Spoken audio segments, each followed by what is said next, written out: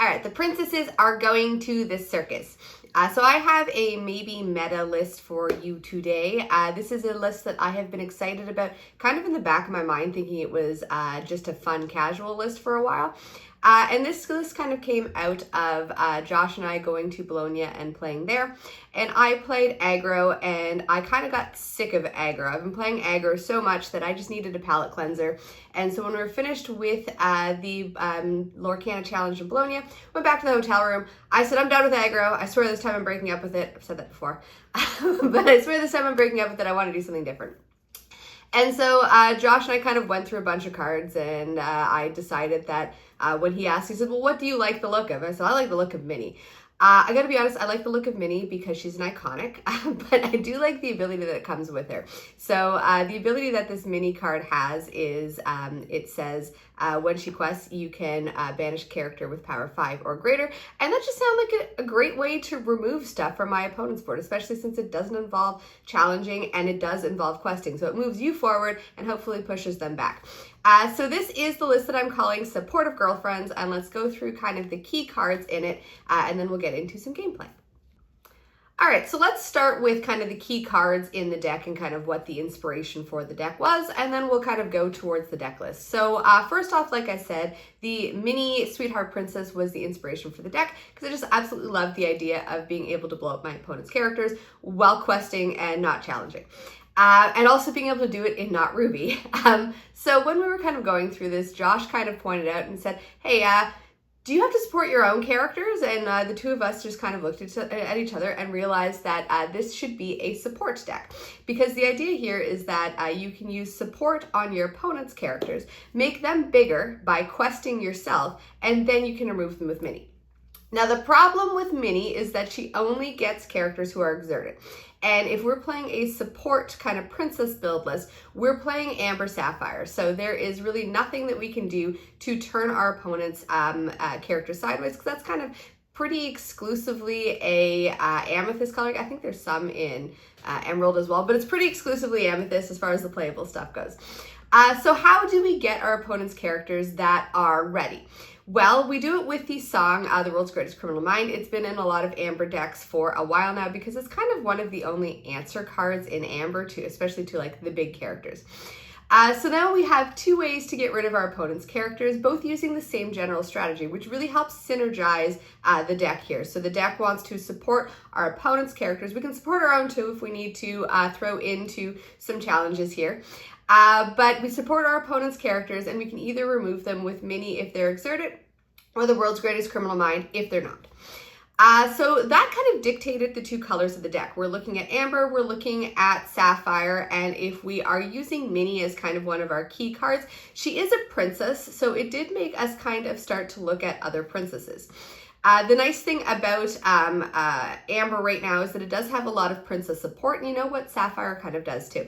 So the princess support package pretty much went in the deck right away, with Aurora being the first card that we added after Minnie, because she can give you a discount on your princesses. Now, in my aggro list mind, Aurora always quested on turn 1 to be able to get me a turn 3, a 3 ink princess on turn 2. However, Aurora doesn't need to quest turn 1. You can just have her sit there to be able to get you like your 4-drop princess on turn 3, or perhaps even like the Mulan, the Considered Diplomat on turn 4. The cool thing that we found here is that as we were looking at all of our cards, there is a bigger Aurora that can shift onto the little Aurora. And a fantastic feeling here was being able to quest with the little Aurora on turn 2 and shift Aurora Dreaming Guardian right on top of her on turn 2. There's not a huge amount your opponent can do, about a 5-3 on turn 2 or 3 on their end, which means that all of a sudden, as soon as you ready her, all of your characters are now going to be warded by her. So it really means that she's the only target for them to have to deal with.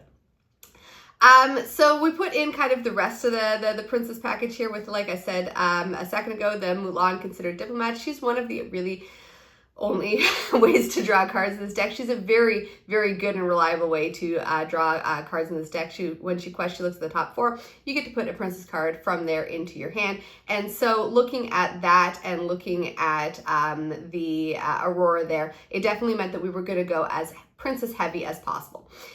We put in the Beast, the Gracious Prince Beast, because he does make our princesses a little bit on the bigger side, which makes them either survive a little bit more from our opponent's challenges or punch a little bit more if we need to be able to be doing the challenging.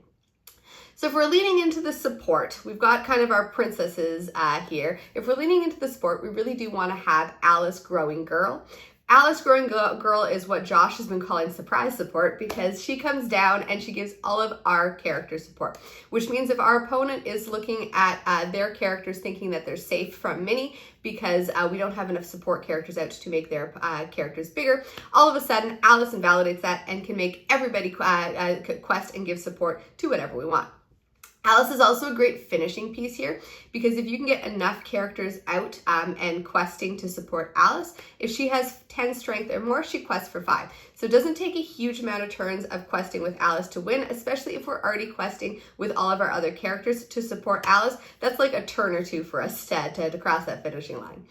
Last kind of piece here that, I guess 3 pieces here that I'll mention is we have other support stuff in the form of Clarabelle. She's not a princess, so she doesn't synergize with our princess strategy here, but she does synergize really well with support by giving all support characters +1 strength. We do have other support characters in this, but like I said, Alice gives everybody support, so Clarabelle kind of pumps up everybody when Alice is out. We have Ludwig, which is one of our only ways to interact with our opponent's hand, and it is very important to be able to interact with our opponent's hand.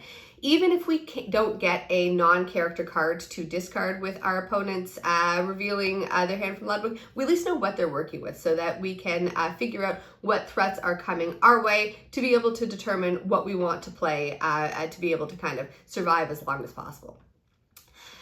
The last one that we added, which was kind of like one of our last additions in kind of like, I think draft number 3 is what we're up on, is the Queen Sensor Core. So we were going back and forth on this, and we decided to add this as kind of like a last minute. We need a 2-drop. We don't have a huge amount of 2-drops, so let's put in this item because it synergizes with it. And boy, does it synergize a lot better than I was expecting. Being able to gain 1 passive lore just from having princesses out, and as you can see, we have a lot of princesses in this list. It really did kind of help push that lore gain forward for me, and it did definitely make some of my opponents dislike that item. The fact that I could also, when I was empty-handed, be able to pay to tap the sensor core to be able to see if there's a princess on top was great, especially with the princess heavy build, because it meant that more often than not, I should be getting a card off of the sensor core. At one point in time in one of the games we played, I had 2 sensor cores out, so I was gaining 2 lore a turn, which was just awesome. The only thing I don't necessarily like is that if it's the card revealed is not a princess card, it goes back on top, which meant that if I had 2 sensor cores out, there's no point in exerting this, the second sensor core, because I knew there wasn't another princess on top, and it seems like that was when I stopped drawing my princesses, was when I had 2 sensor cores out. So that is the gist of the list, or the cards in the list. So let me kind of show you what the list looks like right here, and I'll just kind of mention a couple of other things that are here. So our 1-drop slot, we have 12 run drops with Aurora Vanellope, who's pretty much just a princess who can fight a little bit more. Also could come in free turn 2 off of Aurora if we want, and a Basil who's got support. We already mentioned the Ludwig. Mulan and the Queen are great for support as well, but the Queen does let us discard a princess card from our hand to be able to get anything back from our discard pile, which if we lost kind of like our minis or our Snow Whites or our Mulans or even Auroras, we could pull them back from our discard pile. And it was really nice to be able to, especially late game, have the Queen out and be able to just discard whatever small and less usable princess I had in my hand to be able to get something back that was going to be more useful. Already mentioned Alice, and we do have kind of a couple of princesses that are just kind of a little bit on the bigger side, like Belle, or do things like Kita, where they're warded and they let us filter our draws. So Kita lets us look at the top 2 cards. 1 goes into our inkwell and 1 goes on top. That could also help us with the sensor core if we know that there's a princess on top to be able to draw with that. And then kind of the last standout card here was Snow White. Again, she was just kind of something that we added because she was a larger princess. with an extra ability. And the fact that she can't be challenged really does mean that our opponents need to use some of their songs or abilities on her that they might want to save for something else, like say Minnie or Mulan, but it forces them to have to use it on Snow White because there's no other way to deal with her. So this is the general gist of the list. This is version, like I said, I think we're on version 3 right now. And we do need to do a little bit more editing. We've done a lot of playing against Blurple, and though it can hold its own against Blurple, it doesn't have a 50-50 win rate yet, and I really want it to. So there will be some edits for this, but let's look at some gameplay, and then we'll go over some thoughts afterwards. All right, so let's go into the game here. So I am on the play, and I am just going to ink and pass. So is Josh. So one of the things that would be nice to be able to have here would be a turn 1 play like Aurora, but having a Ludwig as my turn 2 play against Blurple is great. So I have two options here. I could either get rid of the ramp, or I could get rid of the card draw in the form of the second star to the right. Now he has two forms of ramp in his hand already, so getting rid of the ramp isn't actually going to slow him down, as he'll just use the Tippo. So I leave him with the 1 jump, and I get rid of the second star. So that late game, mid to late game when he would be playing it, he won't be able to, so he'll have less card draw. I'm going to play a Mulan, and I will pass here. So the Supportive Girlfriends is a bit of a mid to late game deck, so not having a huge amount to do early game is all right. One of the lessons that this deck will teach you is definitely patience, because there's a lot of times where you are just sitting and passing, playing out your cards and kind of building up a board presence. So I have a Snow White online right now. So this Snow White is great. She can't be challenged, which means that I can get a lot of lore off of her just by questing. And then Josh can't answer her because she can't be challenged. So I play an Aurora here, which is going to make that Snow White extra safe, as she now can't be targeted by any of the removal songs like the... she can't be targeted by any removal, so no Hades, no Into the Unknown.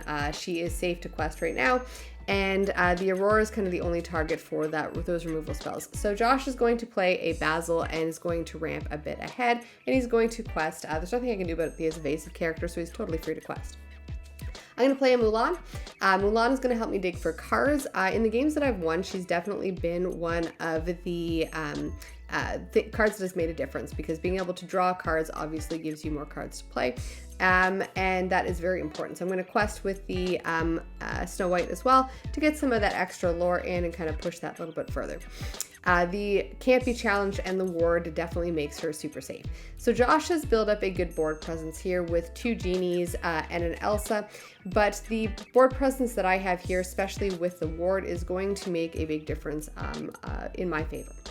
So I'm going to quest with the Mulan, and I'm going to get to search for the top 4 for a princess card, any princess card I want, and put it in my hand. I'm going to choose the Mini Sweetheart Princess. It is definitely what the deck is built around, and being able to get some removal. I do need support out there to really be able to utilize Mini properly, but I'm going to put her in my hand because she's good either way, because she does quest for 2.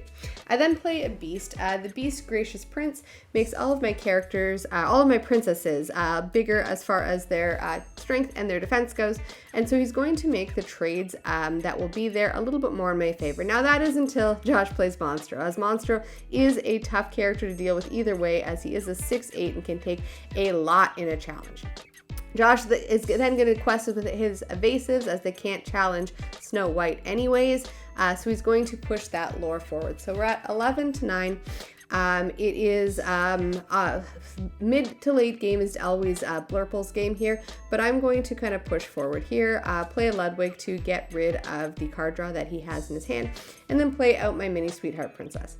So now is the tough part when it comes to these types of decks. So playing against Control in the deck that I've got the Supportive Princesses is a little bit of a mid-range Control deck too. And one of the things that these that makes these a little bit tougher to play is just simply the idea of the patience, the idea of having this many characters out and potentially not questing, or potentially questing and trying to figure out exactly when is the point in time where you do send your characters and how long you have to hold for. So one of the things that I'm doing here, this takes me a while, is the math on both sides. I'm trying to figure out if Josh just quests out, how close is he to winning? And he is pretty close. It is to the point where I do have to do something about one of his characters, and his biggest threat is the Monstro. The Monstro can just kind of clear my field. So I use the Beast to get rid of the Monstro, and I can't really do anything about those evasives, so I have to kind of let them sit. So I'm going to push the little bit of lore that I can with the Snow White and the Ludwig. I'm going to get up to 12, and then we're going to pass the turn. So I kind of stalled it for one turn, which is kind of all I need at this point in time. If you look at both sides of the board here, both sides of the board are pretty strong. So it's not like I'm looking at Blurple saying, well, they're just going to take the game away here. Josh is going to play a song, and it does have to target Auroras just simply because everybody else has ward. But if he can get rid of that Aurora, it means that he can now start to target down my other characters. So he's going to quest with Basil. Basil and gives support to Elsa, and he's going to swing into the Aurora there. He does need to use 2 characters to take out that Aurora, and then he's going to have to pass the turn. So I am left there with a mini, a Ludwig, and a Snow White. And I'm going to play an Alice. So this Alice is always great to come out. She gives everybody support. So now all of a sudden my Snow White, which is questing anyways, is going to support. I'm going to choose to support the Genie. So I support Genie with both Snow White and Minnie. And then I use Minnie's next ability to get rid of a character who is has a strength greater than 5, which is now the Genie. And that also lets me quest with both of them. So I go up to 16. Josh quests with a Genie and goes up to 13, plays another Genie and a Belle, moves some damage counters around. That's really the only way to get rid of that Snow White. So he gets rid of the Snow White there. I have the 2 characters up there, and I'm going to play 2 more to kind of empty out my hands. So the Mulan, like I said before, fantastic card draw. I don't have really enough with the support with the Alice to be able to really get rid of anything. And so the question here is, do I quest or do I hold? Does holding make my characters that much safer with the potential for Hades and Belle on his part? Not really. So I do end up questing to 19. He does a lot of work here to get rid of as many characters as possible. Quest up to 17, but the game is mine because he can't get rid of that last character. All right, so that was one game out of a lot that we've played recently, and this game should hopefully show you that the Supportive Girlfriends deck can totally hold its own against Blurple. So it's got roughly a 50-50 win rate against Blurple right now. There's a couple of cards that don't feel great against Blurple, so I'm sure there's going to be some edits and changes for that. But let's kind of, I know that I just showed a Blurple match, but let's talk about just kind of matches in general with this. So I took this deck to set champs, and it did a lot better than I was expecting for a deck that I decided last minute and kind of took to play with very little play testing beforehand. It was definitely able to hold its own against some of the decks like the Blurple and the Sapphire Steel Allies lists.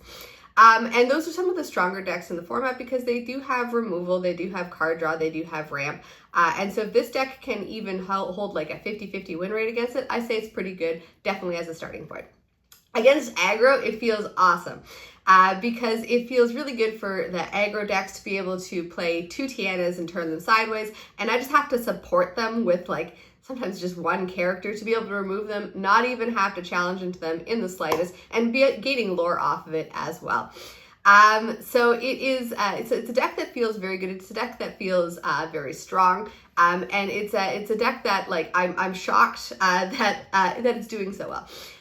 So I guess the question kind of stands that is this deck maybe meta? And I totally think that Supportive Girlfriends can hold its own in tournaments and is or could be a meta list.